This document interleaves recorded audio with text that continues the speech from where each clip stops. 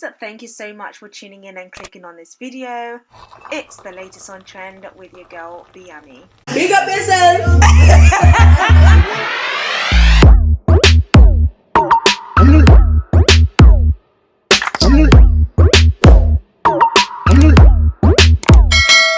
It's about to start.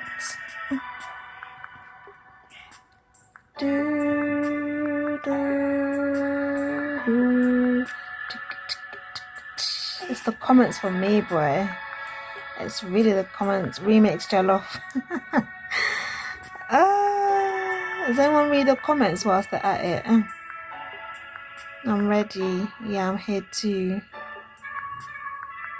Come on. Right.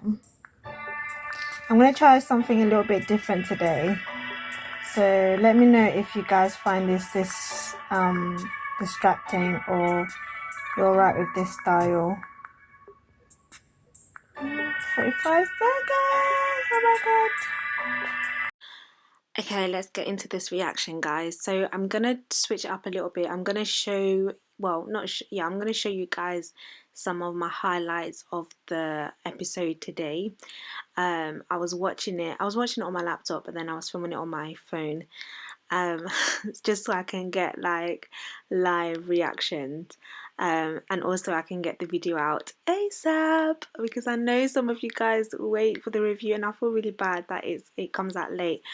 But first of all, let's have a look at Chioma, because she didn't go home. Like, she's not been home for a week, so let's see what she had to say. Well, I went home, and on our way home, I don't think there was no remorse from Paul. And I kind of just deep that he doesn't rate me.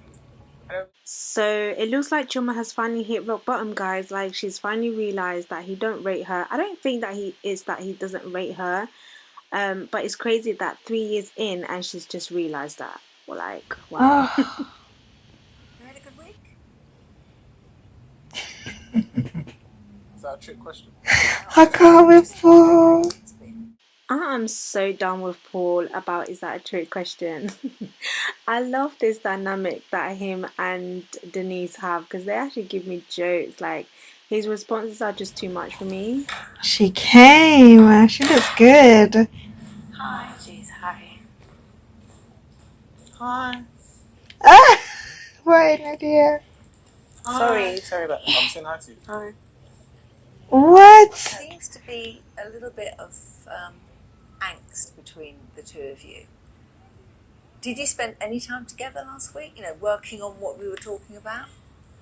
Paul is so childish. Like, hi. Like, he's actually taking the piss. But I really like Paul's body language here. He's very open. His hand is stretched out to Chioma.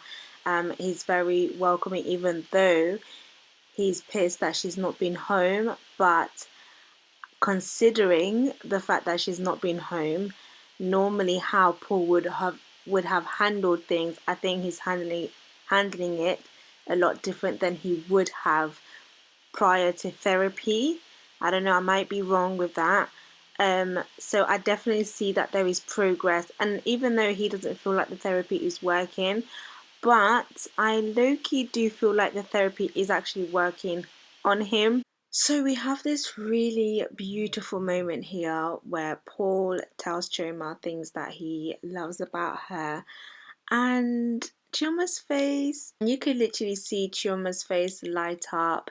You know, she's trying to give him the little side eye, but he kind of breaks through he breaks through that wall, which is really nice to see that he's still able to do that. I mean, I think on Chioma's side, it's easy for Paul to have access to her emotions. That's what she wants, and I really like this, guys. I'm not gonna lie, Paul is growing on me. I'm starting to see a different side to him, and I love this openness. I love this other side of Paul, and I think this is the side that maybe we don't see. Maybe this is the side that is keeping Chioma there, that she once kind of fell in love with. But it's really nice to see, he talks about her cooking, so it brings us back to last week, I believe, where they had the whole cooking thing. But actually he's reassuring her that one of the things that made him fall for her is actually her exceptional cooking skills.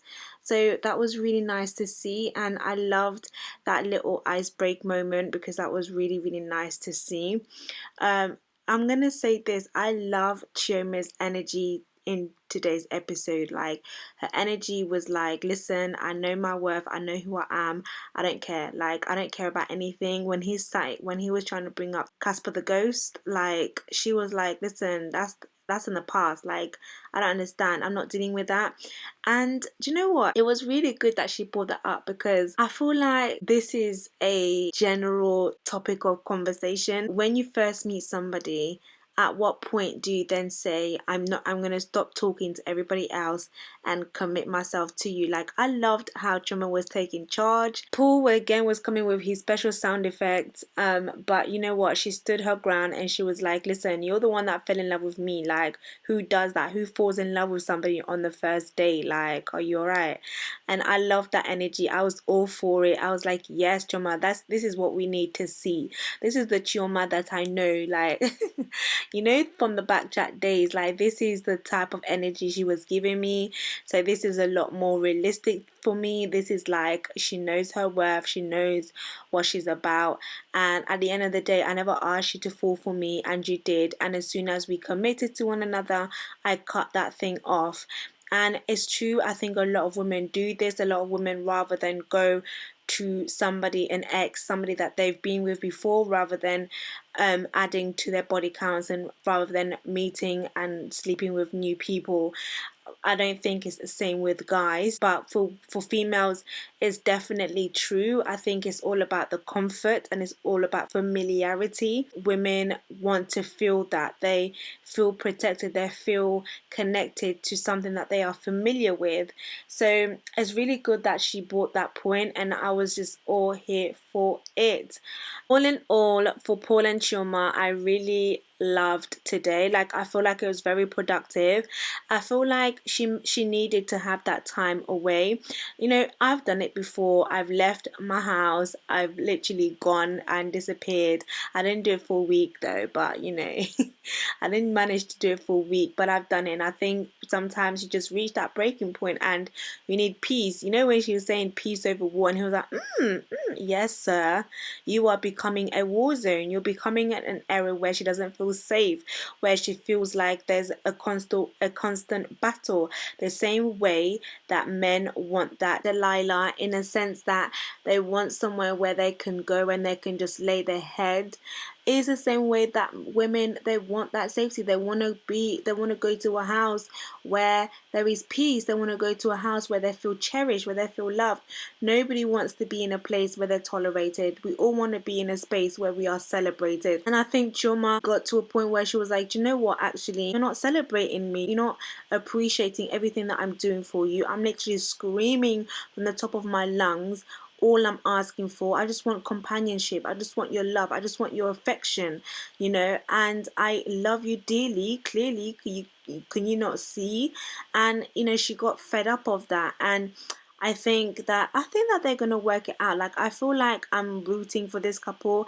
I mean, I wouldn't necessarily prefer Chioma to be with Paul. I think with work, Paul can actually evolve into being the true man that Chioma sees he can be. Like, I believe in this couple. I believe in them. Like, so I'm gonna be rooting for them, because I feel like the only issue that I see, it's not cheating, it's not deceitfulness, it's not anything like that. It's in the home, and anything that's in the home can be fixed. Anything that's outside of the home, that's when it's a problem. When you start bringing people in, when too many doors are open, when too many voices are in your relationship, that's when it's a real problem. But I feel like with this, it's an issue of familiarity. They've gotten too familiar with one another, or I would say Paul has gotten too familiar with what he has. He's lost the value of the prize that he has. Everybody from the outside can see what a treasure Chioma is. Everybody can see what an amazing woman she is. And sometimes, you know, once men get that prize, they're like, yeah, I've got it. And especially with women like Chioma, who is showing that she wants to do everything for him, men like him feel like she ain't never gonna leave, I got her. So they start mistreating him, mishandling the prize. And just before any guys comes barking, okay, I'm not saying that men are not the prize. The men are the prize, women are the prize also, but we can clearly see that Chioma loves this guy. You can see that she really wants to hold on to him. She's babe, babe, babe, everyday babe. As in, but I do feel like she is a prize, and he's really lost sight of that. And one of these days, somebody's gonna snatch that prize off you, and that's what Paul needs to get in his head. He needs to realize that. But the fact that, you know, he's showing openness, the fact that he's showing willingness, and the fact that he actually got to therapy early, like he actually came even without Chioma, like that is big.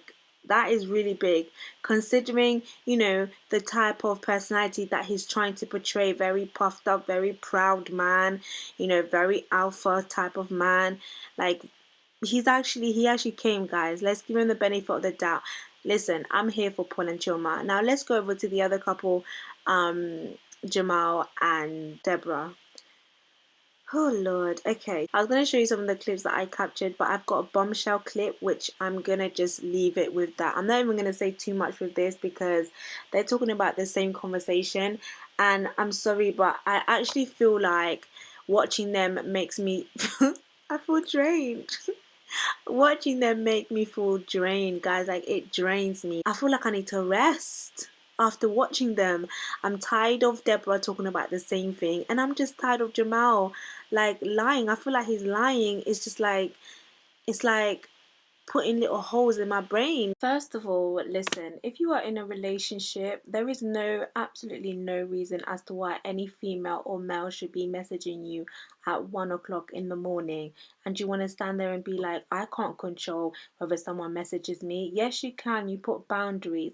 It's your responsibility to create boundaries in your relationship. The other person shouldn't have to be telling you to do things that you should be putting in place. Like, as a man, you lead your relationship, you put boundaries in place, and that's it. Like, the reason why Christine, whatever her name is, feel comfortable with texting you at 10 o'clock is because you have given her permission to do so. Don't be standing there acting as if you ain't got nothing to do with it. Like, come on, man, you're making Deborah look like she's mad. You guys are not compatible. And no, actually, let me take that back. You are both perfect for each other, because at the end of the day, none of you are really in it to win it. None of you are really there to commit to one another. So Deborah might as well get whatever she can from Jamal. He's obviously willing to give it, and Jamal is obviously keeping Debbie for whatever reason. And Bob's your uncle. That's it.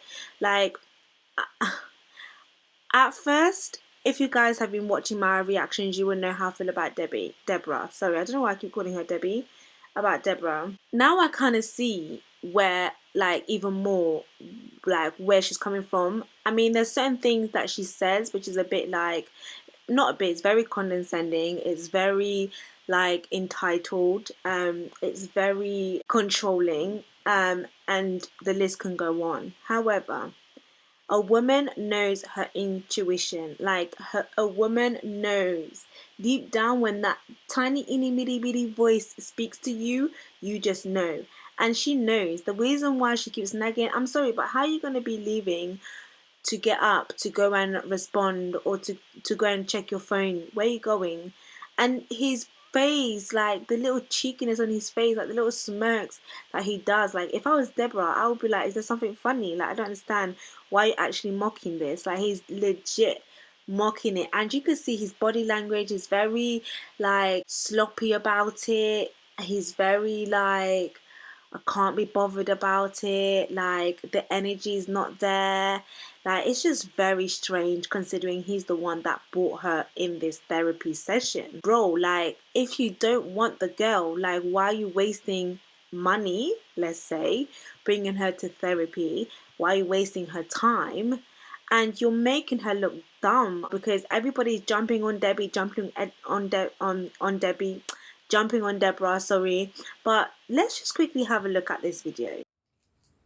Well, don't worry about what you're going to say to Deborah at the moment. Worry about, just get it off your chest. Yeah, can you just tell us? Something is bothering you. I'm all ears. Come on.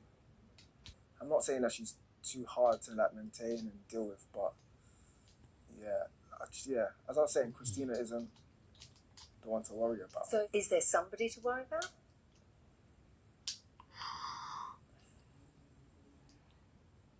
Oh my gosh. It's a simple answer, yes. Come on, yes or no? So I'm gonna have to be honest with myself. Yeah, Christina isn't the one to worry about, as I mentioned. Okay. But it is someone that Deborah actually knows. What?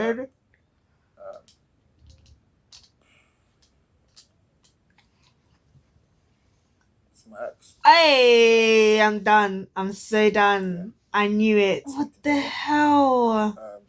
I'm so sorry, Deborah. I'm so sorry. And what exactly happened? You haven't said.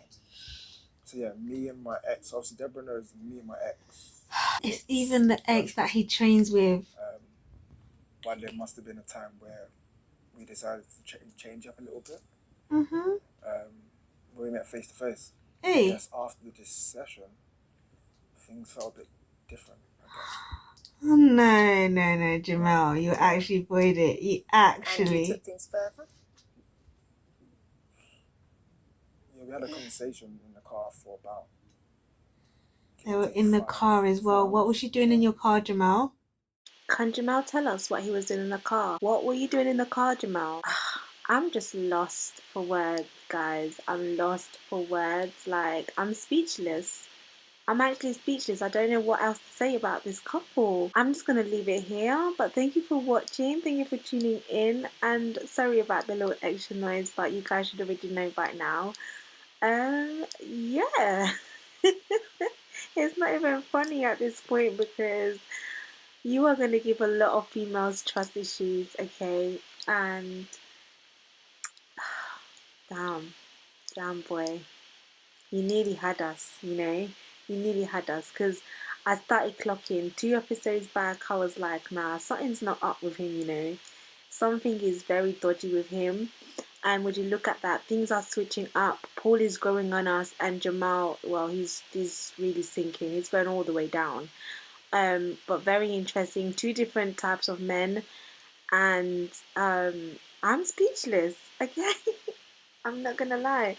But guys, I hope you enjoyed my little reaction. If you did, make sure that you give this video a massive thumbs up. And if you haven't subscribed to my channel, feel free to hit the subscribe button.